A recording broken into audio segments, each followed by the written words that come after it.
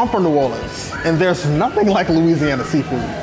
But Texas is my home for the second time, and I now have all the excuses in the world to revisit some authentic Texas barbecue as only Texas can.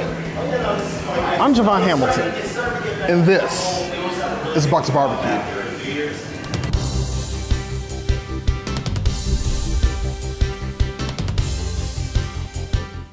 Alright, so we on audio, video's going.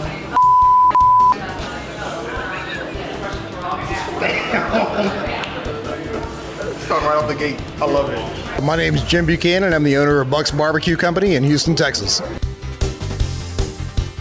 Buck's Barbecue is a purveyor of Central Texas style barbecue, but we focus on pushing the edges of traditional barbecue. We're always looking for ways to incorporate new and exciting flavors from different ethnic backgrounds into traditional barbecue. So I was a partner in another barbecue place here in Houston called Papa Charlie's Barbecue. We opened about 5 years ago. A couple of years ago, I decided it was just time for me to go and do my own thing. I left Papa Charlie's and started Buck's Barbecue. We were supposed to open up in the Heights area of Houston, then Hurricane Harvey hit. Before the storm, Jim Buchanan went into business with the owners of Lucky's Pub in the Heights, opening up Buck's Barbecue as the official food service of what would have become White Oak Beer Garden. But Harvey had other plans. Immediately after the hurricane, I bought a mobile trailer and we were popping up at breweries and bars around town, just trying to make something happen, build a brand. But you know, the end game was not to be a mobile operation, it was to be in a brick and mortar somewhere. I was looking for a new home. They had a couple of other bars around town. This one was one of them, Lucky's Lodge. Did not have a food option that was really workable for them, and it just was a natural fit.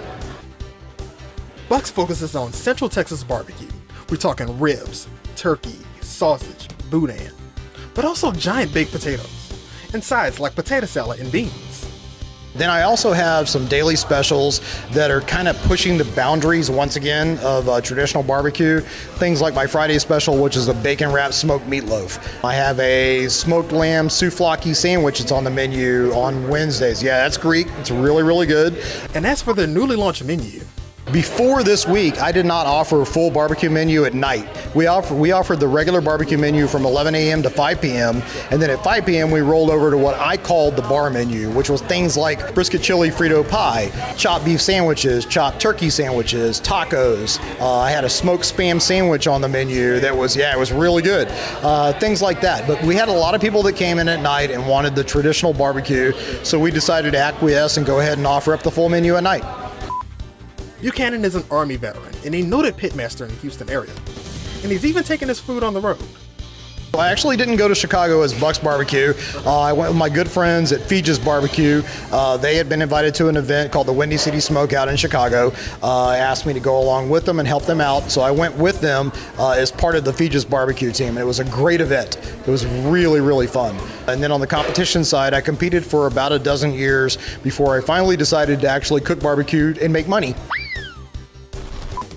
So the wood you cook on determines the flavor of the meat, almost like a seasoning. Buck smokes theirs over oak. Oak is a very, very mild wood. It doesn't overpower the meat or the rubs that you use on it, and it's very, very traditional for Central Texas. You know, you go a little further to the east, deep south, they use a lot of hickory. You'll see pecan used. If you go deep south Texas, they use mesquite. It's really about, regional preferences. Central Texas, people use post oak primarily. Some use white oak, some use red oak, but I use post oak exclusively. It's a really, really good flavor profile coming from the wood.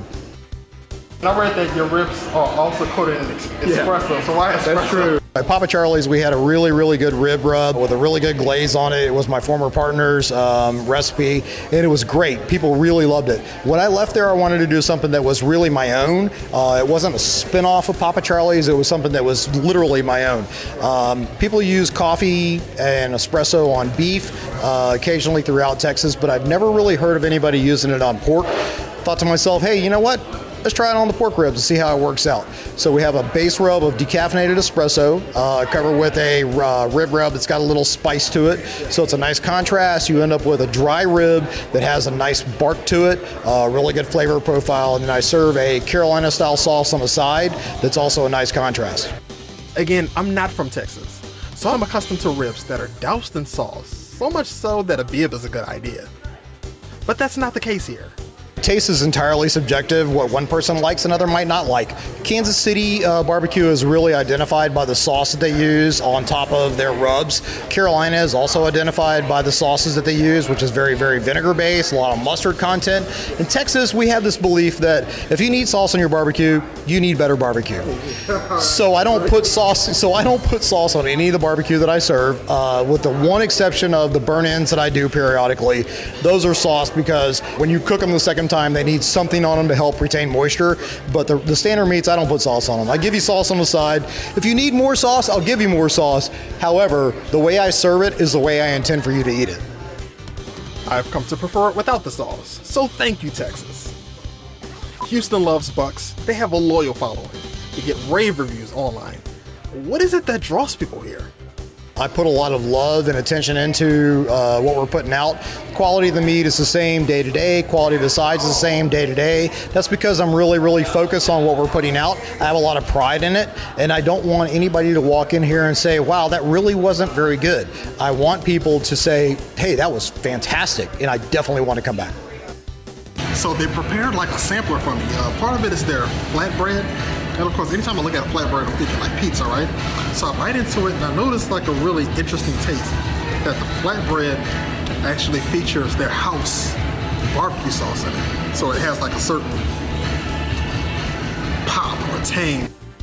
I mean, it was literally a plate of all of my favorite foods, especially brisket and greens. And when I make this face, you know it's good. We have some events coming up. I am doing a whole hog cook over at Wooster's Garden in Midtown with the culinary director for the Kirby Group. His name is Brandon Silver. He's actually sitting at the bar right there. I'm going to cook the pig and he's going to do all the sides. It's going to be a lot of fun. Late February here at Lucky's Lodge, we're doing a wild game cook-off. And then in April 19th, the Houston Barbecue Festival out in Humble. There's usually 30-ish barbecue guys from around the state, mostly Houston. That's always a fun event. Be about 3,000 people out there. So you can go to my website at bucksbbqco.com or on social media at #BucksBBQCO.